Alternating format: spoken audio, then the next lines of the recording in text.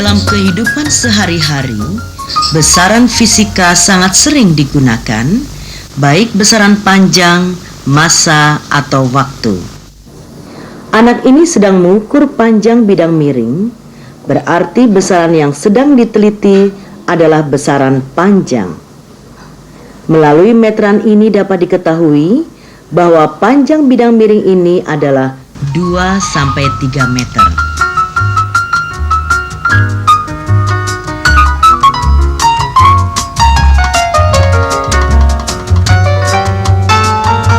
Kita sudah belajar pula bahwa standar untuk besaran panjang telah ditetapkan secara internasional, yaitu 1 meter didefinisikan sama dengan 1.650.763,73 kali panjang gelombang cahaya merah jingga yang dihasilkan gas kripton.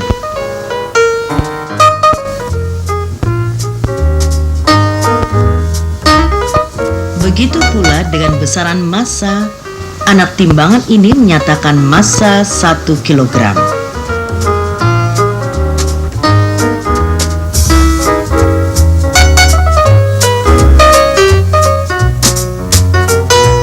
Standar massa 1 kilogram yaitu sama dengan massa sebuah silinder platina iridium yang ada di Sèvres, Prancis.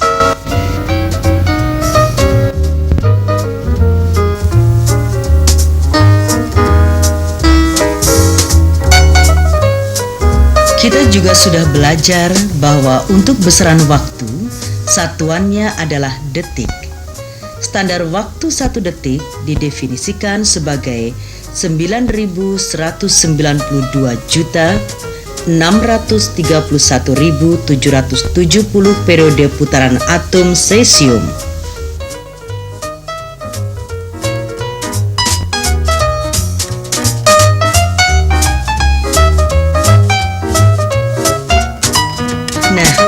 Di samping ketiga besaran pokok tadi, ada lagi besaran pokok lainnya, yaitu temperatur. Apakah temperatur itu? Perhatikanlah percobaan berikut ini.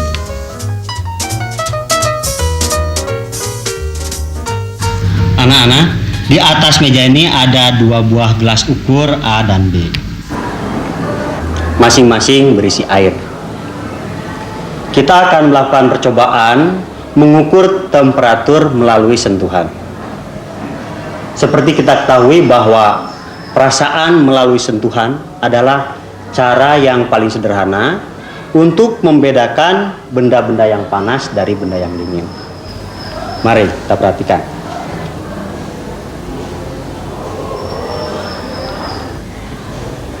Nah, ternyata tangan kanan saya ini terasa lebih panas dibandingkan dengan tangan kiri.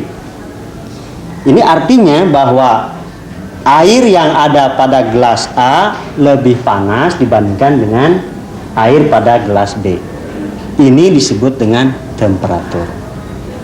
Jadi, temperatur menyatakan tingkat kepanasan suatu benda. Apa yang dilakukan ini merupakan prosedur yang sangat subjektif dalam melakukan pengukuran temperatur. Tentu saja prosedur ini tidak tepat untuk tujuan ilmu pengetahuan. Mengapa dikatakan sangat subjektif? Ada yang tahu? Tidak. Baiklah, saya ambil gelas yang lain, gelas C yang masih kosong. Kemudian dari kedua gelas ini saya campurkan airnya dalam gelas C, sehingga temperatur air pada gelas C berada di antara temperatur air pada gelas A dan B. Lalu tangan kanan saya celupkan ke dalam gelas A, kemudian saya celupkan ke dalam gelas C. Ternyata air yang ada pada gelas C terasa dingin karena tangan saya baru saja saya celupkan ke dalam air yang panas. Untuk hal yang sama, tangan kiri saya celupkan ke dalam gelas B. Kemudian ke dalam gelas C. Ternyata air yang ada pada gelas C terasa panas. Karena baru saja tangan kiri saya celupkan ke dalam gelas B yang dingin. Inilah yang dikatakan subjektif tadi. Karena kedua tangan saya ini merasakan hal yang berbeda untuk keadaan air yang sama. Nah, sekarang barangkali di antara kalian ada yang ingin mencobanya. Coba, Radina, silakan maju. Sekarang kamu celupkan tangan kananmu ke dalam gelas A, silakan. Nah, kemudian ke dalam gelas C. Angkat. Apa yang kamu rasakan? Tangan terasa dingin. Mengapa? Karena baru saja dimasukkan ke dalam air yang panas. Ya, coba sekarang lakukan untuk gelas B. Tangan kiri masukkan ke dalam gelas B. Ya, ke dalam gelas C sekarang. Bagaimana rasanya? Tangan terasa lebih panas. Mengapa? Karena baru saja saya masukkan ke dalam air yang dingin. Nah, sekarang silakan kembali ke tempat. Nah, itulah anak-anak yang dikatakan tadi dengan subjektif. Karena kedua tangan kiri dan kanan ini merasakan hal yang berbeda untuk keadaan air yang sama.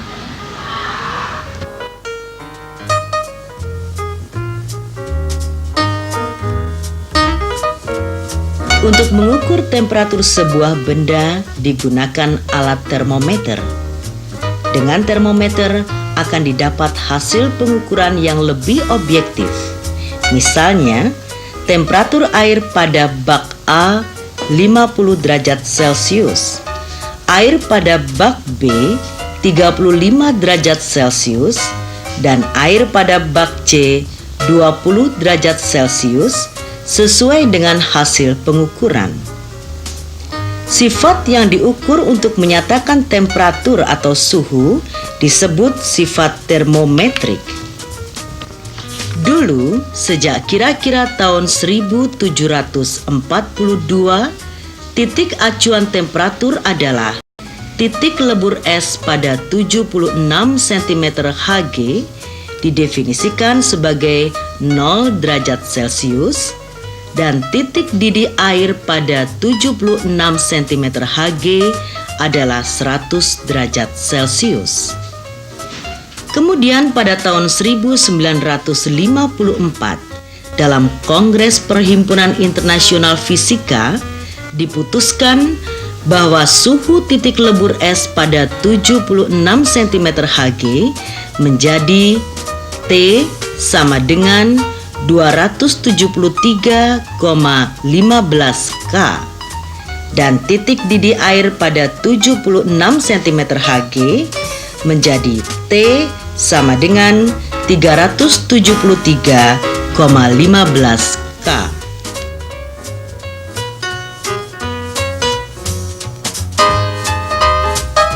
Bagaimanakah skala pada termometer Celcius? Celcius membagi perbedaan suhu antara titik beku dan titik didih air menjadi 100 bagian atau 100 derajat yang sama. Skala ini disebut skala sentigrade atau 100 langkah dan kemudian disebut skala Celcius. Untuk penggunaan sehari-hari, cukup menggunakan termometer biasa, yaitu pipa gelas yang diisi kolom air raksa atau alkohol. Lain halnya dengan di laboratorium yang memerlukan ketelitian temperatur. Maka, perlu digunakan temperatur yang dapat menunjukkan temperatur suatu benda secara lebih teliti.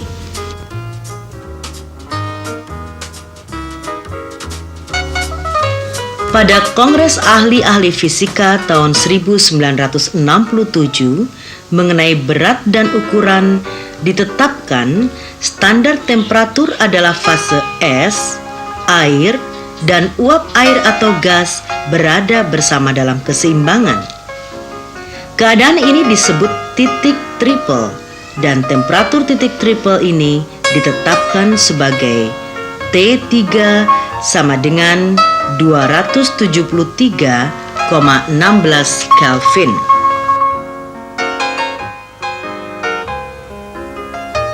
Seperti halnya standar panjang, massa, dan waktu, maka standar temperatur ini juga disimpan di National Bureau of Standard berupa sel titik triple. Sel titik tersebut mengandung air murni dan disegel atau ditutup setelah semua udaranya dikeluarkan. Kemudian sel dicelupkan ke dalam bak air es. Sistem ini berada pada titik triple bila es, air, dan uap semuanya ada dan di dalam kesetimbangan sel tersebut. Termometer yang akan dikalibrasi atau disesuaikan dicelupkan di dalam sumur tengah. Satuan temperatur adalah K atau Kelvin tanpa disebut derajatnya. Satuan Kelvin adalah pecahan 1/273,16 dari temperatur titik triple air. Satuan ini disebut juga satuan temperatur termodinamika.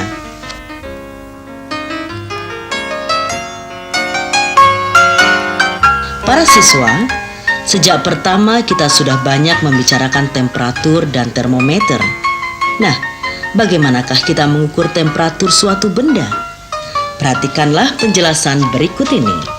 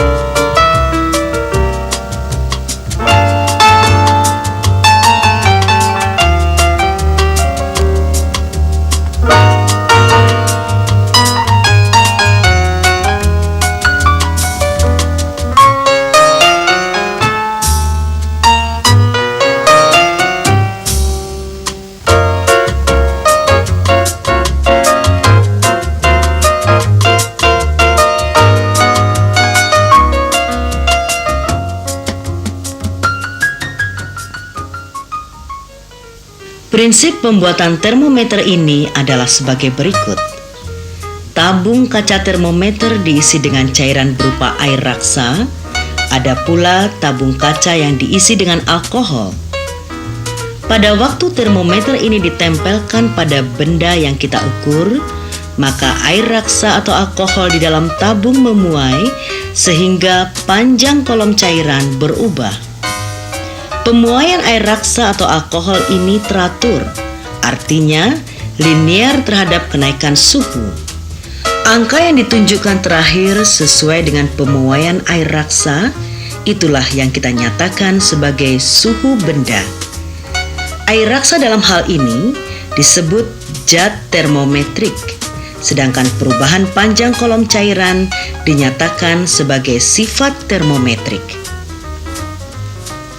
Para siswa, berikut ini akan dijelaskan tentang termometer gas volume konstan atau tetap.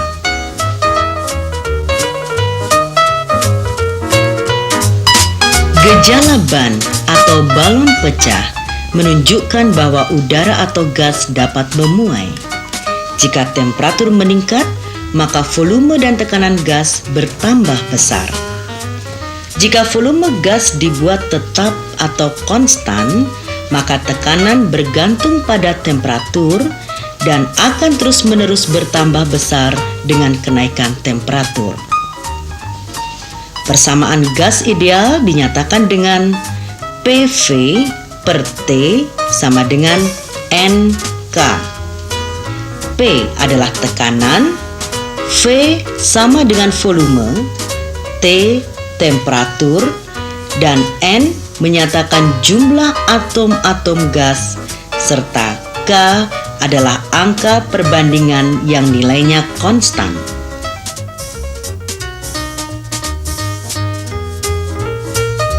Dari persamaan ini, jika volume gas kita buat tetap, maka T sebanding dengan P. Artinya, kenaikan atau penurunan P mengakibatkan kenaikan atau penurunan T sebab NK adalah tetap. Karena itu, P merupakan besaran termometrik. Prinsip ini lalu diterapkan pada sebuah termometer gas volume konstan. Kolom air raksa pada kaki kiri dapat dibuat tetap nol dengan jalan menaikkan atau menurunkan reservoir air. Dengan demikian, volume gas di dalam tabung akan tetap. Tekanan gas dalam tabung dapat dibaca pada tinggi kolom air raksa kaki kanan, ditambah tekanan udara luar yang diukur dengan barometer. Prosedur tersebut adalah cara pengukuran tekanan gas dalam ruang tertutup. Para siswa, itulah tadi prinsip termometer gas volume konstan. Bagaimana cara penggunaan termometer tersebut? Langkah pertama, alat tersebut dicelupkan ke dalam sumur tengah sel titik triple yang merupakan titik acuan suhu. Berdasarkan pengukuran tersebut diperoleh angka yang menunjukkan temperatur, volume, dan tekanan gas dalam termometer. Temperaturnya disimbolkan dengan T3, volumenya V3, dan tekanan gas P3. Indeks 3 menyatakan standar temperatur titik triple. Seperti telah kita ketahui bahwa T3 ditetapkan sama dengan 273,16 K atau Kelvin. Kemudian, alat ini disentuhkan atau dimasukkan pada benda yang akan diukur temperaturnya. Maka diperoleh data P atau tekanan gas dalam tabung tertutup. Caranya yaitu dengan membaca tinggi kolom air raksa kaki kanan ditambah tekanan udara luar. Kemudian, data tersebut kita masukkan ke dalam persamaan gas ideal tadi dan kita perbandingkan bagaimanakah hasilnya? Ya, diperoleh T sama dengan P per P3 kali T3. T adalah temperatur yang akan diukur. T3 temperatur titik triple yang didefinisikan 273,16 K atau Kelvin. Jika kita rinci lagi, maka diperoleh T sama dengan P per P3 kali 273,16 kali Kelvin. Dengan demikian, kita cukup membaca P dan P3, maka diperoleh suhu benda yang akan diukur. P adalah tekanan gas dalam tabung ketika termometer ditempelkan pada benda yang diukur. Sedangkan P3 adalah tekanan gas dalam tabung ketika termometer dimasukkan dalam sumur tengah titik triple. Untuk penggunaan sehari-hari yang tidak memerlukan ketelitian yang baku, cara ini jarang digunakan, cukup dengan termometer biasa. Sekarang, bagaimana hubungan skala Kelvin dengan skala Celsius? Termometer skala Celsius menggunakan satuan yang sama dengan satuan Kelvin, masing-masing menggunakan skala perseratusan.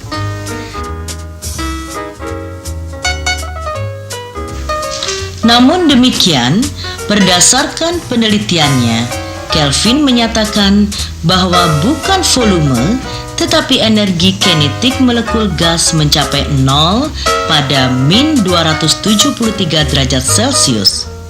Suhu ini kemudian diusulkan menjadi 0 mutlak atau 0 absolut.